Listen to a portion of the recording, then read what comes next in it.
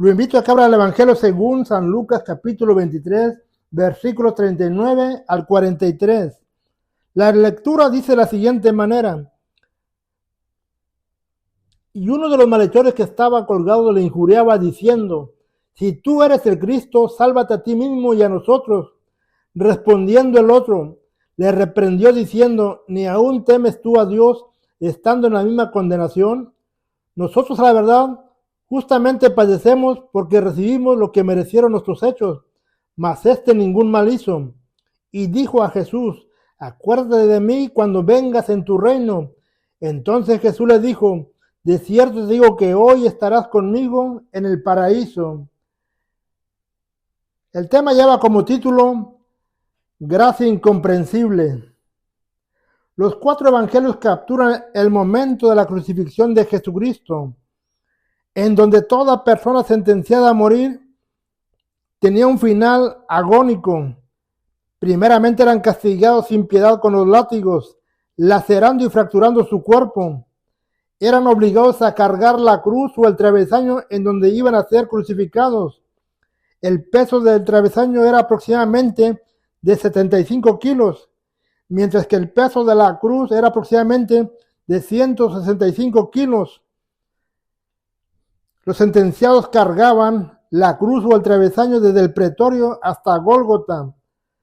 Las manos y los pies de los sentenciados eran horadados por clavos que medían aproximadamente 7 pulgadas. Los sentenciados eran clavados en el madero y expuestos al sol. La muerte en el madero era considerada la más inhumana y despiadada. Los romanos la habían adquirido del paganismo. La crucifixión era considerada también una pena de muerte para los delitos mayores. También era utilizada como una muestra de escarmiento y amenaza para toda aquella persona que se atreviese a rebelarse contra el imperio romano. Toda persona que era crucificada experimentaba el sufrimiento y la muerte agónica. Al estar colgado en el madero, el sentenciado podía morir por diferentes causas: por un golpe de calor, al estar expuesto al sol; podía morir por insolación, cuando el cuerpo se sobrecalienta y no puede regular la temperatura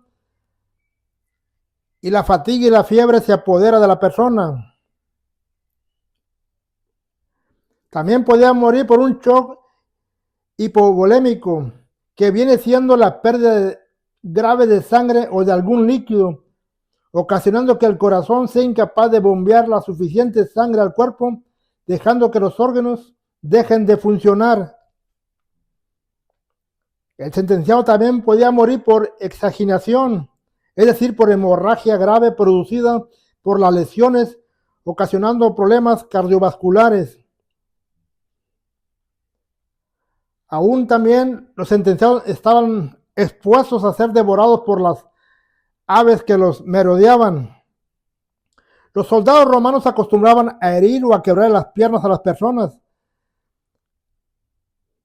ocasionando una agonía más sufriente o una muerte más rápida, según fuera el caso o la condición de la persona que estaba crucificada. Los 4 evangelios mencionan un dato: que había 2 malhechores crucificados al lado de Jesucristo, uno a la derecha y otro a la izquierda. Pero solamente el médico Lucas menciona el diálogo que sostuvieron los malhechores con Jesucristo. Estando en una misma condición de condenación y agonía, prácticamente eran los últimos minutos en que los malhechores podían dialogar con Jesucristo, debido a que se acercaba la hora sexta, en la cual hubo tinieblas hasta la hora novena, es decir, desde el mediodía hasta las 3 de la tarde, antes de que Jesucristo entregara su espíritu. Y Lucas capta el momento de aquel diálogo. Lucas 23:39 dice: y uno de los malhechores que estaba colgado le injuriaba diciendo: si tú eres el Cristo, sálvate a ti mismo y a nosotros. El primer malhechor se dirige a Jesús con sarcasmo, le dice: si tú eres el Cristo. La palabra injuriar significa denigrar, vituperar, insultar o ofender. Esta persona, a pesar de su condición en la que se encontraba, no tenía temor de Dios y le hablaba a Jesucristo con sarcasmo, diciéndole que si realmente Él era el Cristo, que descendiera de la cruz para que se salvara a sí mismo y también lo pudiera salvar a Él. La reacción del otro malhechor fue muy diferente, ya que desaprobó el mal comentario del malhechor y le dice en Lucas 23:40, respondiendo el otro le reprendió diciendo, ni aún temes tú a Dios estando en la misma condenación. La muerte los estaba acechando, ya no tenían ninguna oportunidad, pero un malhechor estaba reprendiendo al otro de que no tenía temor de Dios y que su forma de hablar hacia Jesucristo no era la correcta. Este malhechor que reprendió al otro estaba mostrando temor de Dios a pesar de su condición, mientras el otro era lo contrario, no mostraba temor de Dios. El malhechor que reprendió al otro malhechor dice en Lucas 23:41, nosotros a la verdad justamente padecemos porque recibimos lo que merecieron nuestros hechos, mas ningún mal hizo. Ese malhechor reconocía que lo que él estaba pasando ahí en la cruz, el sufrimiento, la muerte agónica y la muerte que lo esperaba, era el resultado de sus hechos y los estaba recibiendo como un merecimiento a su mala acción de su mal comportamiento. Y le dice a su compañero, nosotros justamente padecemos porque estamos recibiendo lo que merecieron nuestros hechos, nuestras acciones, nuestro comportamiento. Mas refiriéndose a Jesús, dijo, ningún mal hizo. Este malhechor no descargó su frustración de que estaba a punto de morir. Él no injurió contra Jesucristo, pero tampoco permitió que el otro malhechor lo siguiera injuriando. Él estaba reconociendo que el castigo que estaba recibiendo se debía a los actos que él había hecho y que la pena de muerte que estaba sobre su persona es porque así lo meritaban sus hechos. Esta historia nos lleva al punto final de todo ser humano, cuando la muerte está acechando a una persona, cuando realmente una persona se encuentra en su agonía o en sus últimos momentos, cuando ya no hay oportunidad de que se vuelva a recuperar, solamente la muerte lo está esperando. En ese momento ya la muerte es inevitable, pero la reacción de cada persona es muy diferente, varía según el corazón de cada persona. En esta ocasión vemos una persona que no muestra arrepentimiento, que aún hay dureza en su corazón, que no hay temor de Dios, que está injuriando al Hijo de Dios, mientras el otro caso es completamente diferente. Está reconociendo que le ha fallado a Dios, que él es pecador, que lo ha ofendido y que merece todo lo que está viviendo en ese momento. Y es que en el hecho de muerte, las reacciones varían según lo que hay en el corazón de cada persona. Hay algunos que muestran arrepentimiento, otros muestran remordimiento, pero hay algunos que no muestran el arrepentimiento hacia su vida. El que no muestra arrepentimiento es de corazón duro, cree que él tiene la razón, cree que la vida es injusta, cree que Dios es culpable de lo que le está pasando a él. Él culpa a todo el mundo.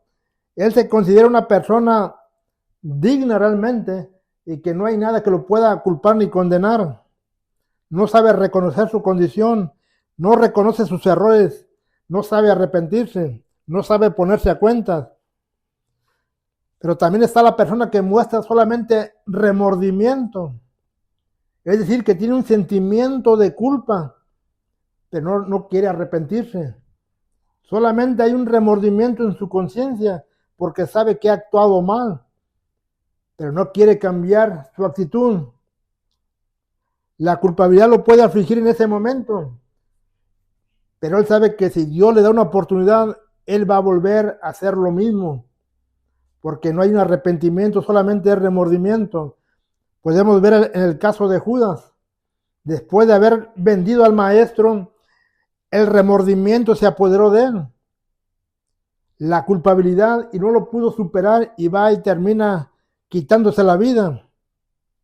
Pero una persona que trae arrepentimiento reconoce que se ha equivocado, reconoce que le ha fallado a Dios, que ha ofendido a Dios, reconoce que ha estado actuando incorrectamente, pero hay un cambio de conciencia, donde él quiere cambiar, donde él quiere remediar, donde él quiere ser una nueva persona. El arrepentimiento ubica a la persona reconoce que ha actuado mal, pero espera una nueva oportunidad para no cometer el mismo error. Podemos ver el caso de el apóstol Pedro, cuando negó a Jesucristo, cómo lloró en su arrepentimiento, cómo se sentía mal de haberle fallado al maestro. Pero después vemos su arrepentimiento con hechos, con acciones, testificando en el nombre de Jesús, sin que nadie lo detuviera. No había nadie que lo pudiera hacer retroceder de su convicción en Cristo Jesús, porque había un arrepentimiento genuino. Cuando volvemos a la historia de los dos malhechores que están crucificados con Jesucristo, Lucas 23:42 dice: y un malhechor le dijo a Jesús: acuérdate de mí cuando vengas en tu reino. Este malhechor ya había confesado su condición de un hombre pecador, pero ahora le pedía a Jesucristo que se acordara de él cuando Jesús viniera en su reino. La respuesta de Jesús en Lucas 23:43 en la Biblia hebrea dice así: de cierto hoy te digo que estarás conmigo en el paraíso. No hablando de un presente en ese momento, sino en un futuro. En ese momento solamente le estaba diciendo: de cierto hoy te digo, hoy te confirmo que estarás conmigo en el paraíso. Jesucristo no le estaba prometiendo bajarlo de la cruz, ni le estaba extendiendo largura de días sobre la tierra. Jesucristo le estaba expresando y garantizando que un día estaría con él en el paraíso. La declaración que Jesucristo le hizo al malhechor fue la mejor noticia que él pudo haber recibido en toda su vida. Pero esa misma declaración que Jesucristo le hizo al malhechor ha caído como un balde de agua helada a muchos creyentes en la actualidad, ya que no aprueban ni están de acuerdo que el malhechor tuviera un final feliz, que Jesucristo le haya dicho que estaría algún día en el paraíso, debido a que relacionan la mala conducta que tuvo en toda su vida el malhechor y que al final mostró el arrepentimiento y alcanzó la salvación. La declaración de Jesucristo que le hizo al malhechor se ha convertido en un sinfín de debates y comentarios entre el cristianismo, entre todas aquellas personas que tienen fe en Cristo Jesús. Existen muchos desacuerdos de creyentes que no aprueban ni admiten que una persona que se encontraba cerca del lecho de muerte tenga una última oportunidad de ser salvo cuando en toda su vida nunca buscó de Dios. El creyente en la actualidad enjuicia al malhechor diciendo que esa persona vivió sin Dios toda una vida o que llevó una vida desordenada, con un mal comportamiento, un mal lenguaje, un mal testimonio, y que solamente aprovechó la última oportunidad para ser salvo. Y que solamente en el momento último de su vida se acordó de Dios. Muchos consideran injusto que una persona que se arrepiente al último momento tenga el mismo beneficio de salvación, al igual que una persona que vivió una vida cerca de Dios. Para este tipo de personas, la gracia de Dios resulta ser incomprensible. No comprenden cómo Dios pudo salvar a una persona en el último momento de su vida, en su agonía, en su última oportunidad, cuando su vida fue de mal testimonio. Entonces la gente no aprueba que Dios salve a una persona o que esa persona tenga la misma posibilidad de ser salvo. La gracia se convierte en incomprensible para mucha gente, pero menos para Dios. El que la gente no aprueba, no admita, eso no cambia lo que Dios ya ha determinado. El no aprobar ni admitir que Dios ha beneficiado a alguien en los últimos momentos de su vida y pensar que Dios es injusto es un error de todo creyente. Es como señalar a Dios como un Dios injusto que está beneficiando a una persona que no lo merece. Llegar a pensar o decir que Dios es injusto porque salvó a una persona en el último momento, o que esa persona tenga el mismo beneficio de la salvación, es como llamar a Dios injusto o que tiene favoritismo sobre cierto grupo de personas.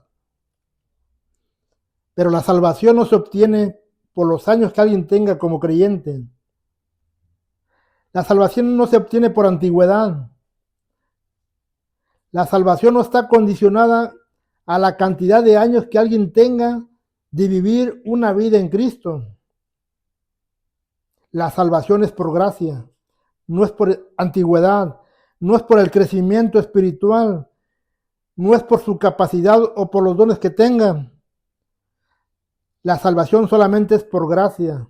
Es un favor inmerecido sobre gente que en su momento no lo merece, pero es el amor de Dios que está actuando sobre esa persona. La gracia puede resultar incomprensible para el ser humano, menos para Jesucristo. Lucas capítulo 5, versículo 22 dice: no he venido a llamar justos, sino a pecadores en arrepentimiento. Realmente Jesucristo no está preocupado si alguien cree o no cree, o si alguien aprueba o no aprueba lo que él debe de hacer. Jesucristo sabe que la gracia, aún siendo incomprensible para el ser humano, Él la está derramando sobre cada uno de nosotros. No hay persona que haya obtenido la salvación siendo justo. Todos fuimos inmerecedores. Fuimos alcanzados a diferentes años de vida. Algunos en la juventud, algunos en la madurez, otros de ancianos, algunos sanos, algunos enfermos, algunos con discapacidad, algunos en pobreza, algunos con riqueza, algunos al borde de la muerte, pero la gracia de Dios ahí está, fluyendo sobre toda persona, porque Jesucristo no quiere que ninguno se pierda, sino que todos procedamos al arrepentimiento. El amor, la bondad y la misericordia de Dios es reflejada en la gracia de Él. La gracia de Dios no se obtiene solamente por personas que la han entendido. Aquí lo importante es que Dios sabe por qué está beneficiando a una persona. En Mateo capítulo 9, versículo 1 al 8, dice la Escritura que en cierta ocasión le trajeron a Jesucristo un paralítico para que lo sanase. Y en aquel lugar se encontraban los escribas, estaban al pendiente de lo que Jesús iba a hacer.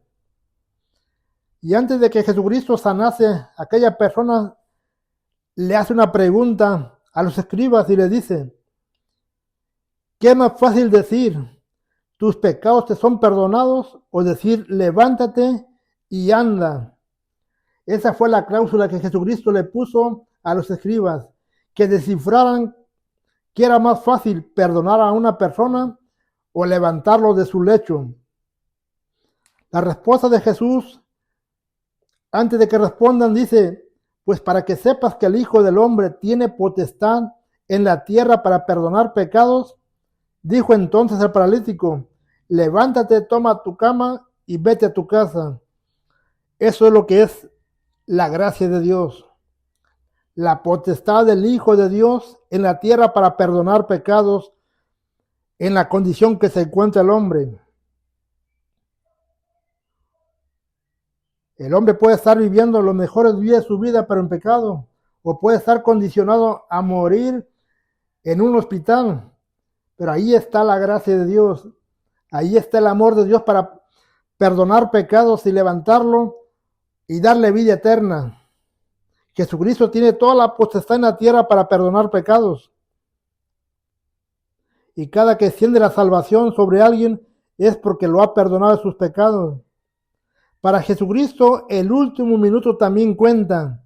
El último minuto de la existencia de un hombre tiene valor para Jesucristo. Jesucristo nunca dejaría perder un alma solamente porque le queda un minuto de vida. Y así como el enemigo es capaz de pelear con una persona hasta el final de la vida, Jesucristo en su palabra nos dice que nadie nos puede arrebatar de su mano. Jesucristo sabe que el final de una persona no está solamente en la muerte física, sabe que después hay una condenación o le puede él extender la vida eterna. Por lo tanto, mientras el hombre está viendo el final en la tierra, Jesucristo está viendo lo que hay más por delante. Y por ese motivo extiende su gracia para traer salvación, aunque la gente no lo comprenda, aunque sea incomprensible para la gente. Jesucristo actúa de una manera a favor de aquella persona y lo levanta de esa condición para darle vida eterna. Posiblemente alguien tenga alguna duda sobre la decisión final de una persona en agonía, que esto es muy diferente a lo que Jesús está haciendo. Igualmente aquí está la confusión. No podemos tener ninguna duda de que Jesús puede salvar a una persona en su último momento. La duda está en uno mismo. Cuando alguien dice, yo no creo que esta persona se haya arrepentido sinceramente, que su arrepentimiento fue genuino. En ese momento la persona que está en agonía está siendo cuestionada por aquel que lo está viendo. Y la persona que está viva está sacando un diagnóstico y decir sí o no es salvo. Y ese diagnóstico va de acuerdo a la vida que llevó aquella persona. Pero cualquiera que sea la respuesta, la decisión final solamente la puede tomar Jesucristo, ya que el ser humano no escudriña la mente y el corazón. Nosotros no tenemos la facultad de saber si la persona se arrepintió o solamente hay un remordimiento, hay un sentimiento. Nuestro deber es llevarlo a Cristo, orar por él para que venga al encuentro con Jesucristo, que se arrepienta. Y si la persona decide arrepentirse, Jesucristo es el que va a actuar en él. Pero si la persona solamente está fingiendo su arrepentimiento, de antemano sabemos que hay una condenación, porque no ha creído genuinamente. La salvación de todo ser humano, estando consciente o estando en agonía, estando en abundancia, estando en escasez o en cualquier condición, depende de lo que hay en su corazón y en su mente. Jesucristo escudriña la mente y el corazón y sabe cuando una persona es genuina en la decisión que ha hecho.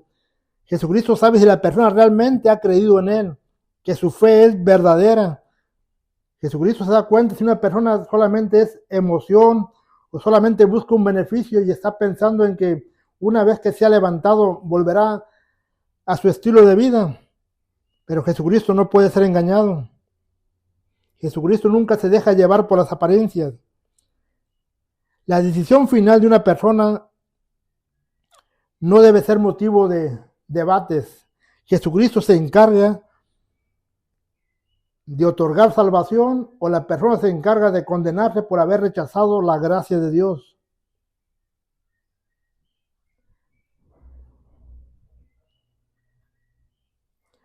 La gracia de Dios nunca debe ser cuestionada.